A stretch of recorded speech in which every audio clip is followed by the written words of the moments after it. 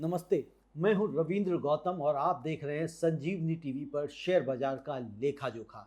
आज 29 मई 2026 शुक्रवार और दोस्तों आज का दिन दलाल स्ट्रीट पर बेहद भारी रहा। एक तरफ सेंसेक्स ने 1092 अंकों का गोता लगाया और दूसरी तरफ निफ्टी 23,500 के नीचे फिसलने के लिए तैयार खड़ा रहा। और सबसे बड़ा सवाल जो हर इन्वेस्टर के मन में है आज, क्या यह गिरावट अभी और बढ़ेगी या फिर यहां से बाजार संभल जाएगा? तो यहीं रुकिए, क्योंकि आज के इस पूरे शो में हम आपको देंगे आज के बाजार का पूरा हिसाब किताब, सभी सेक्टर्स की performance, global cues, top gainers losers, gold silver crude का हाल और कल के लिए आपकी स्ट्रेटजी, और साथ के साथ कि आज बाजार में ऐसी गिरावट क्यों आई। तो बने रहिए संजीवनी टीवी के साथ, क्योंकि यह शो आपकी इन्वेस्टिंग जर्नी को बदल सकता है।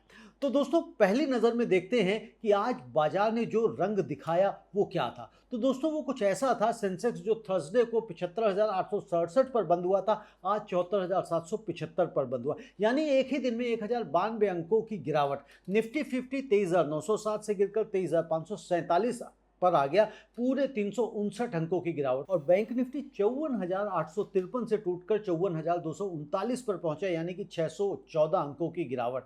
मिड कैप और स्मॉल कैप में भी बिकवाली का दबाव आज रहा।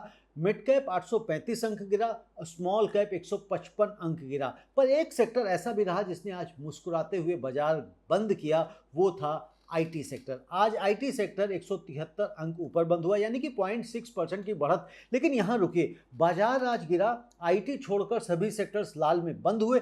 लेकिन सुबह क्या हुआ? सुबह निफ्टी फ्लैट खुला और खुलते ही 24,000 के पार चला गया, लेकिन वहां रुका नहीं, वापस आ गया दूसरी कैंडल में।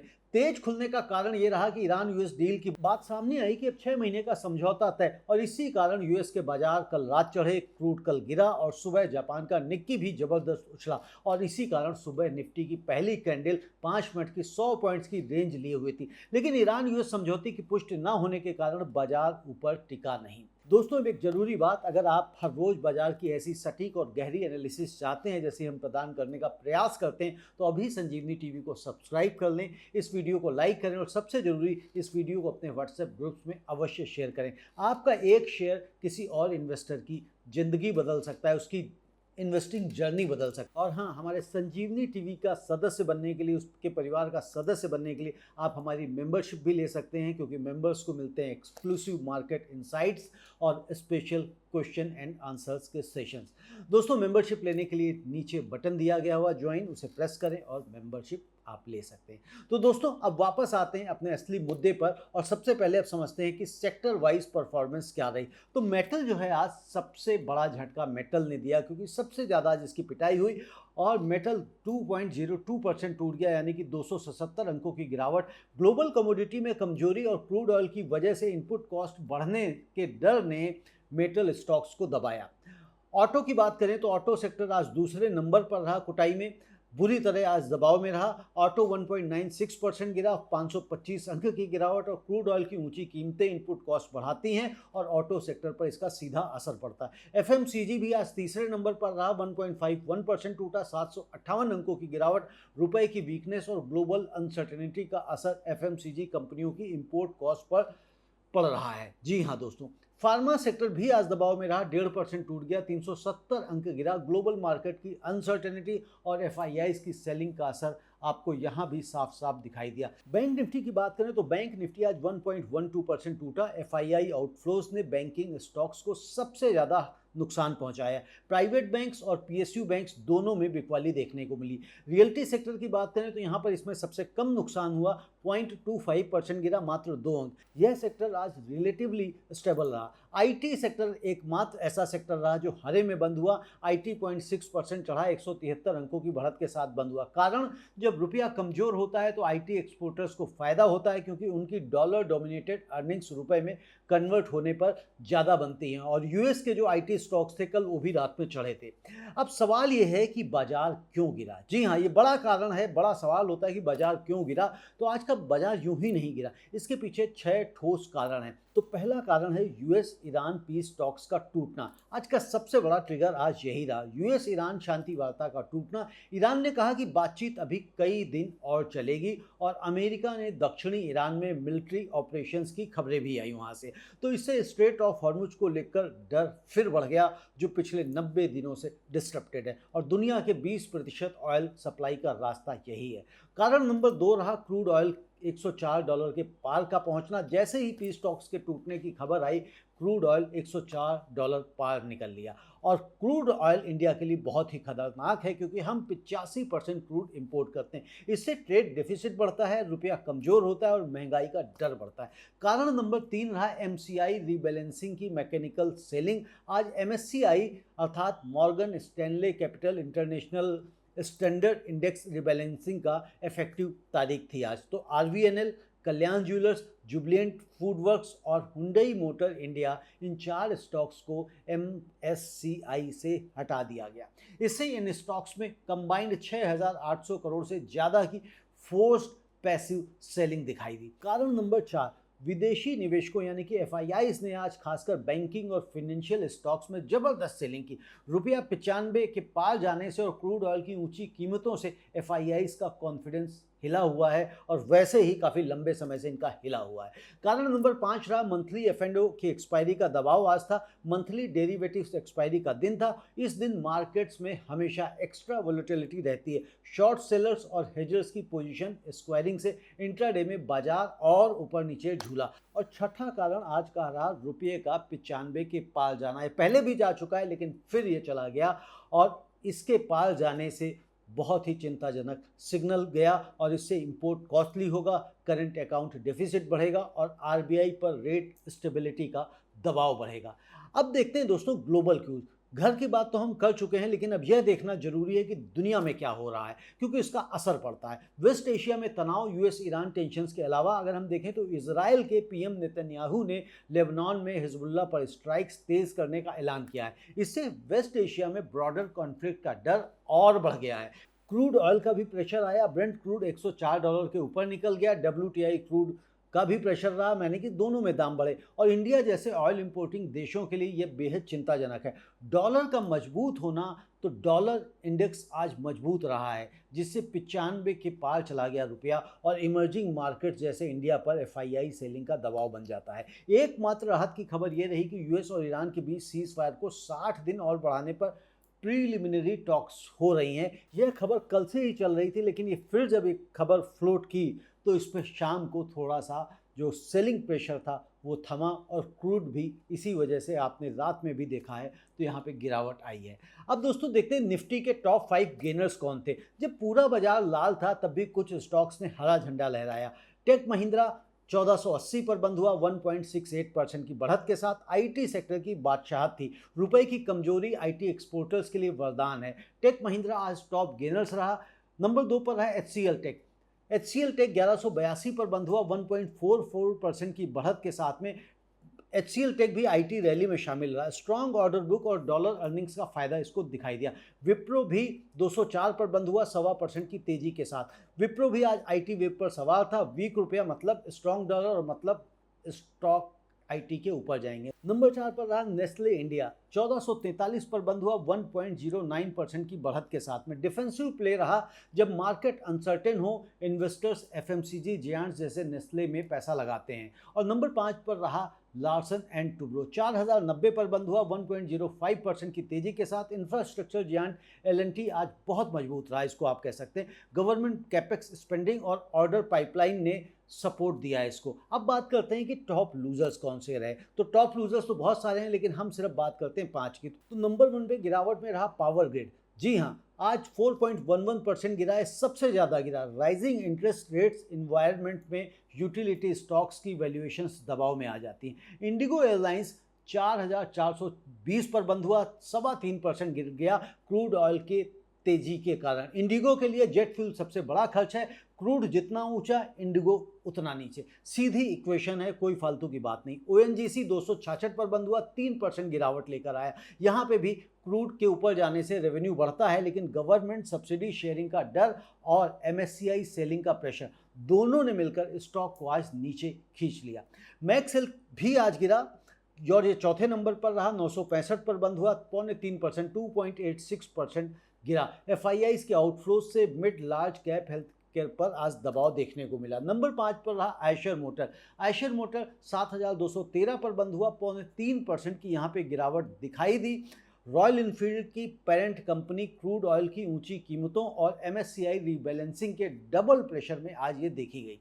अब बात करते हैं दोस्तों एडवांस डिक्लाइन रेशियो की। दोस्तों बाजार की ब्रेथ यानी कि एडवांस डिक्लाइन रेशियो, और ये क्या बताता है? ये बताता है कि आज का बाजार कितना ब्रॉड बेस्ड था या फिर कितना सेल ऑफ रहा। तो एडवांस अगर हम देखें तो 1145 स्टॉक्स ऊपर गए, डिक्लाइन 2171, जी हाँ 2171, अनचेंज 106, यानी कि हर एक स्टॉक जो ऊपर गया उसके मुकाबले करीब 2 स्टॉक नीचे आए। ये एक बियरिश ब्रेड का सिग्नल है और बाजार में गिरावट किसी एक सेक्टर तक सीमित नहीं थी, यह ब्रॉड बेस्ड सेल ऑफ था और यही सबसे बड़ी चिंता की बात है। अब बात करते हैं गोल्ड, सिल्वर और क्रूड ऑयल की। तो दोस्तों कमोडिटी मार्केट में आज क्या चल रहा था ये जानना उतनी ही जरूरी है जितना इक्विटी मार्केट का हाल। तो एमसीएक्स गोल्ड आज 1,56,500 रुपये प्रति 10 ग्राम के करीब था, लेकिन दिन में थोड़ा ये कमजोर रहा। इंट्राडे लो 1,56,316 तक गया। ओवरऑल 0.25% की हल्की गिरावट देखी गई।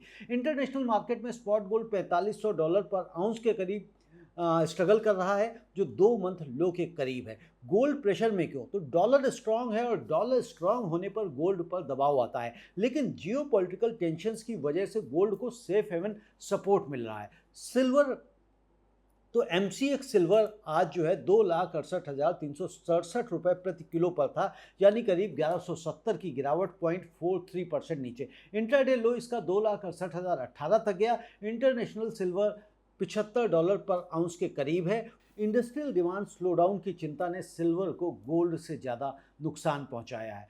अब दोस्तों सबसे इम्पॉर्टेंट, सबसे ज़रूरी आपके लिए कि कल बाज़ार कैसा रहेगा और कल की क्या स्ट्रेटेजी होनी चाहिए। तो दोस्तों ये सबसे इम्पॉर्टेंट सवाल है कि कल 30 मई को बाज़ार कैसा रहेगा। तो कल 30 मई है तो 30 मई को तो बाज़ार खुलेगा नहीं। क्यों? 30 मई को शनिवार है, फिर उसके बाद क्या 31 मई है और 31 मई को है रविवार, और उसके बाद है 1 जून।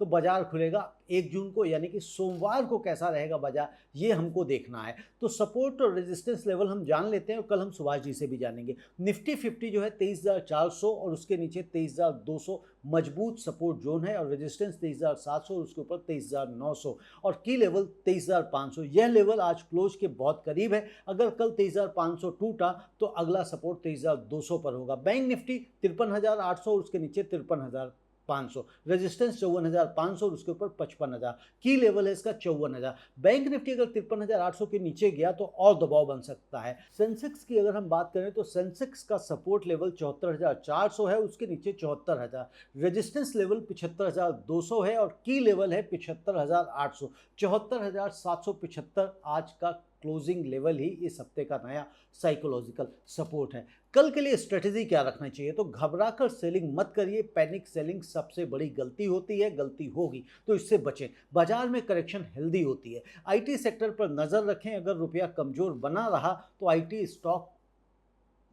आईटी स्टॉक्स आउट परफॉर्म कर सकते हैं। क्रूड ऑयल मॉनिटर करें। अगर ब्रेंट क्रूड $100 के नीचे आया तो बाजार में रिलीफ रैली आ सकती है। यूएस ईरान न्यूज़ फॉलो करें। कोई भी पॉजिटिव पीस सिग्नल बाजार को तुरंत बाउंस करा सकता है।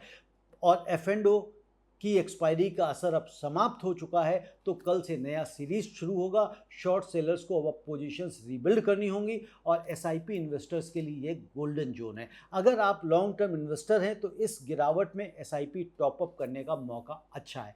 किन फैक्टर्स पर हमें नज़र रखनी चाहिए? तो यूएस और ईरान के बीच ceasefire update, crude oil prices $100 के ऊपर या नीचे, रुपए का डॉलर के मुकाबले मूवमेंट और एफआईआई डेटा, क्या वो सेलिंग जारी रखेंगे? ग्लोबल मार्केट्स, एशिया और यूरोप की ओपनिंग, इन सब फैक्टर्स पे आपको नज़र सोमवार को बना के रखनी है।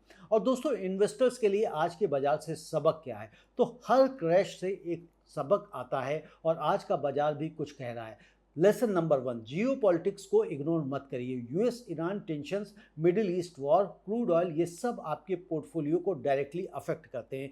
एक ग्लोबल अवेयर इन्वेस्टर ही बेहतर डिसीजन ले सकता है। लेसन नंबर 2, सेक्टर रोटेशन समझिए, जब क्रूड ऊंचा हो आईटी को बाई करें। ऑटो और एविएशन को सावधानी से देखें। जब डॉलर स्ट्रांग हो तो आईटी एक्सपोर्टर्स फायदे में होते हैं। सेक्टर रोटेशन की समझ आपको बाजार की हर सिचुएशन में अपॉर्चुनिटी दिखाएगी। सबक नंबर 3, एमएससीआई रीबैलेंसिंग जैसे टेक्निकल इवेंट्स ट्रैक करें। आज एमएससीआई रीबैलेंसिंग की वजह से 6,800 करोड़ की फोर्स सेलिंग हुई, जो किसी भी फंडामेंटल कारण से नहीं हुई। ऐसे टेक्निकल इवेंट्स को कैलेंडर में मार्क करें और उस दिन एक्स्ट्रा कॉशियस रहें।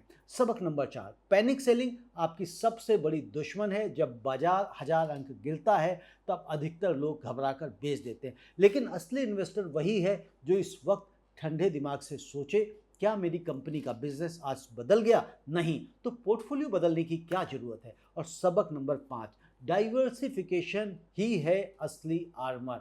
आज जो आईटी में था वो खुश था, जो केवल ऑटो या एविएशन में था उसका नुकसान हुआ। डाइवर्सिफाइड पोर्टफोलियो आपको किसी भी एक सेक्टर की मार से बचाता है। सबक नंबर 6, हर गिरावट अपॉर्चुनिटी है। एसआईपी इन्वेस्टर्स के लिए वॉरेन बफे कहते हैं, जब बाजार में डर हो तब लालच रखो। जब निफ्टी 23,500 पर है तो आप क्वालिटी स्टॉक सस्ते में ले रहे हैं। 5-10 साल बाद यह लेवल बेहद अट्रैक्टिव लगेगा। दोस्तों, आज के बाजार का सार यह है कि गिरावट आई लेकिन घबराने की जरूरत नहीं है। बाजार में करेक्शंस होते हैं, यह नेचुरल प्रोसेस है। जो इन्वेस्टर ठंडे दिमाग से, डेटा ड्रिवन अप्रोच से और लॉन्ग टर्म विजन के साथ इन्वेस्ट करता है वही असली विनर होता है। US Iran peace talks, crude oil, रुपया और एफआईआईस का फ्लोज कि वो खरीद रहे हैं या बेच रहे हैं, इन सभी फैक्टर्स पर आप नज़र रखिए। और याद रखिए, अच्छी कंपनियां शॉर्ट टर्म वॉलेटिलिटी से नहीं डरती। तो इस वीडियो को अभी आप लाइक कर लीजिए, संजीवनी टीवी को हमारे सब्सक्राइब कर लीजिए और इस वीडियो को अपनी फैमिली और फ्रेंड्स के साथ अवश्य शेयर करें, क्योंकि अच्छी इन्फॉर्मेशन शेयर होनी चाहिए। और हमारी चैनल मेंबरशिप ज्वाइन करें एक्सक्लूसिव इंसाइट्स के लिए, डेली एनालिसिस के लिए और लाइव Q&A सेशन के लिए। मैं रविंद्र गौतम आपसे लेता हूं विदा, और फिर कल मिलेंगे सुभाष जी के साथ वीकली एनालिसिस के लिए, और उनसे समझेंगे कि मार्केट्स मंडे को कहाँ खुलेगा, कैसा खुलेगा, और जो आजकल गिरावट आई है तो उनका पर्सपेक्टिव क्या है, वो मार्केट को कैसे देखते हैं। क्योंकि मार्केट को समझने के लिए बहुत सारे दिमागों का लगना ज़रूरी होता है, क्योंकि अगर एक व्यक्ति ही मार्केट को समझ सकता होता तो वो पैसे कितने ही बना रहा होता, लेकिन ऐसा होता नहीं है। तो आप सभी लोग खुश रहें, अपने पैसे को बचा के रखें, क्योंकि जितना आप कैपिटल को बचा के रखेंगे उतना ही आप पैसे को ग्रो करा सकते हैं। किसी भी कारण से, किसी भी वजह से, किसी भी लालच की वजह से ऑप्शन ट्रेडिंग का हिस्सा ना बने। फ्यूचर से बचें, क्योंकि अगर आप एक्सपर्ट नहीं हैं तो आपके पैसे डूबेंगे ही डूबेंगे। सेबी कहती है कि 90% एफ&ओ ट्रेडर्स अपनी पूंजी गंवा देते हैं। तो कृपया करके उन 90% की कैटेगरी में फॉल ना करें। हमने ये वीडियो भी बनाया हुआ है, आप लिंक में जाके ये देख सकते हैं। आपका बहुत बहुत धन्यवाद। नमस्ते।